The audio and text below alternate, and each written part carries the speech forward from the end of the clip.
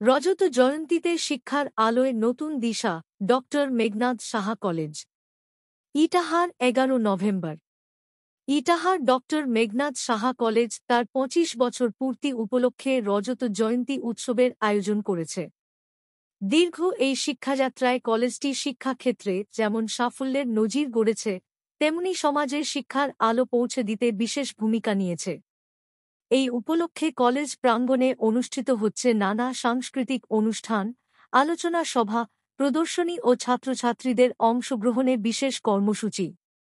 অনুষ্ঠানে উপস্থিত রয়েছেন ইটাহারের বিধায়ক মোশাররফ হোসেন সহ বহু বিশিষ্ট অতিথি ও প্রাক্তন শিক্ষার্থীরা। কলেজের অধ্যক্ষ জানান, 25 বছরের এই পথচলায় আমরা গর্বিত। শিক্ষা, সংস্কৃতি ও সমাজ কল্যাণে আরও অগ্রসর হওয়াই আমাদের লক্ষ্য।